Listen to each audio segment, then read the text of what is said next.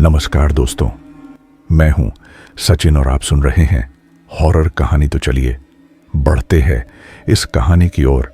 आज मैं आपके लिए एक बहुत ही खतरनाक कहानी लेकर आया हूं। कहानी बहुत ही डरावनी है।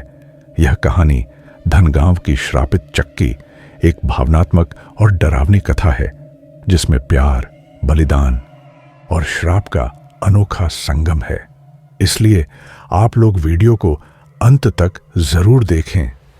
दोस्तों, अगर आपके पास कोई डरावनी सच्ची कहानी है तो आप मुझे इंस्टाग्राम पर अपनी कहानी भेज सकते हैं। कहानी शुरू करने से पहले आप लोगों से एक छोटा सा अनुरोध है। अगर चैनल पर नए हैं तो वीडियो को लाइक और चैनल को सब्सक्राइब कर लीजिए और कमेंट में हमें जरूर बताना कि हमारी कहानी आपको कैसी लगी, और यह भी बताना कि आप किस शहर से वीडियो देख रहे हैं। तो चलिए दोस्तों, बिना किसी देरी के कहानी को शुरू करते हैं। बहुत समय पहले धनगांव नाम के गांव में मोहन चक्कीवाला नाम का आदमी रहता था।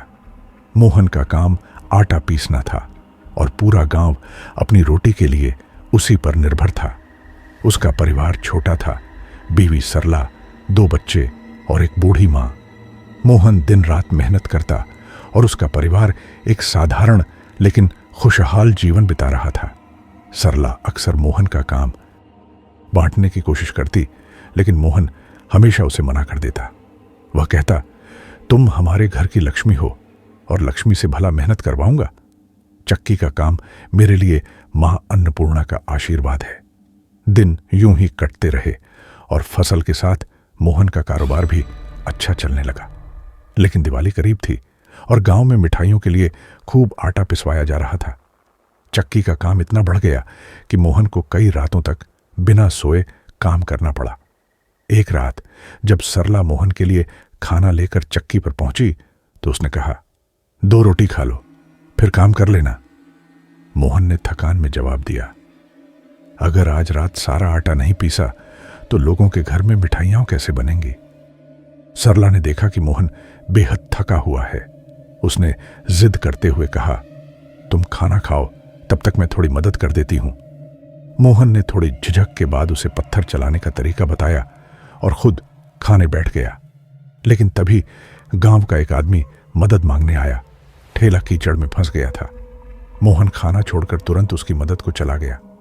सरला ने सोचा, जब मैंने पहली दाल पीस ली है तो बाकी भी कर देती हूं, मोहन खुश हो जाएगा। लेकिन जैसे ही वह दूसरा थैला उठाने के लिए झुकी, उसकी साड़ी का पल्लू चक्की के पट्टे में फंस गया। वह खुद को छुड़ाने की कोशिश करती रही, लेकिन मशीन ने उसे खींच लिया। कुछ ही पलों में सरला का शरीर चक्की में पिस गया। चक्की से उड़ते आटे में खून मिलकर पूरे कमरे को लहूलुहान कर गया। जब मोहन लौटा तो उसने देखा कि चक्की चलती जा रही थी और उसमें से खून रिस रहा था। उसकी चीखों ने रात के सन्नाटे को चीर दिया। सरला की मौत ने मोहन को अंदर से तोड़ दिया। उसने फैसला किया कि वह अब कभी चक्की नहीं चलाएगा। लेकिन सरला की आत्मा का श्राप उसके पीछे छूट गया। हर साल दिवाली से 3 दिन पहले बंद पड़ी चक्की अपने आप चलने लगती। उसमें से आटा नहीं बल्कि खून निकलता और एक चीख पूरे चक्की घर में गूंजती। गांव वाले कहते हैं कि सरला की आत्मा अब भी वहां है और मोहन की चक्की श्रापित हो चुकी है। 7 दोस्त विक्रम, रजत, करण, अंश, प्रतीक, मोनिका और निधि एक साथ कॉलेज में पढ़ते थे। विक्रम के पिता का नया होटल ब्लैकस्टोन हाईवे के किनारे खुला था और वे सभी वहां घूमने का प्लान बनाते हैं। रात 10 बजे सब दोस्त अपनी गाड़ी में निकलते हैं। रास्ते में एक ढाबे पर रुककर खाना खाते हैं और ढाबे वाले से शॉर्टकट के बारे में पूछते हैं। ढाबे वाले ने चेतावनी देते हुए कहा, रात में उस शॉर्टकट पर मत जाना, वह रास्ता सुरक्षित नहीं है, बहुत से लोग वहां गायब हो चुके हैं। दोस्त उसकी बात को मजाक में उड़ा देते हैं और शॉर्टकट से निकल पड़ते हैं। कुछ देर बाद उन्हें महसूस होता है कि वे बार बार एक ही जगह पर आ रहे हैं।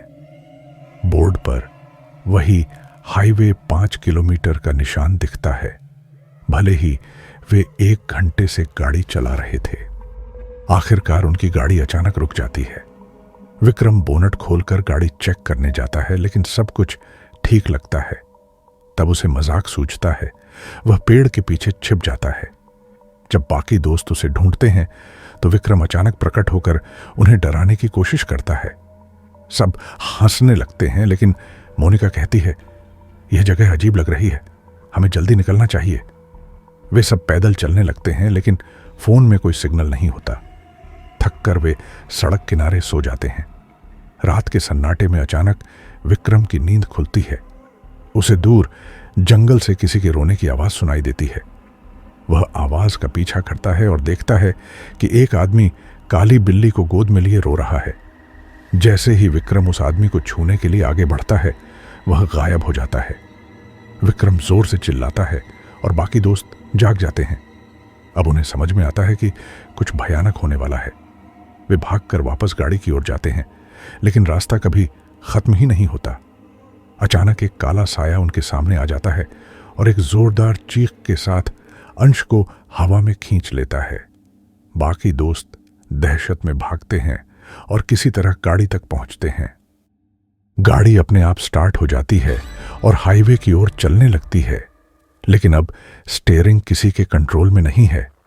गाड़ी तेज रफ्तार में एक झोपड़ी के सामने रुकती है और दरवाजे अपने आप खुल जाते हैं।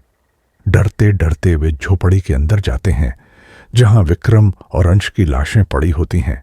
शरीर के अंग अलग अलग फैले होते हैं। तभी झोपड़ी के ऊपर काला साया मंडराने लगता है। अगली सुबह न्यूज में खबर आती है कि ब्लैकस्टोन हाईवे पर 7 दोस्तों की मौत हो गई। ढाबे वाला टीवी पर खबर देखकर बुदबुदाता है, मैंने तो मना किया था उस रास्ते पर जाने से, लेकिन किसी ने मेरी बात नहीं मानी। तो दोस्तों, ये थीं आज की कहानियां। अगर आपको ये कहानियां पसंद आईं तो वीडियो को लाइक और चैनल को सब्सक्राइब करना न भूलें। मैं आपका दोस्त सचिन जल्द ही मिलूंगा आपसे एक नई कहानी के साथ। तब तक के लिए अपना ख्याल रखें।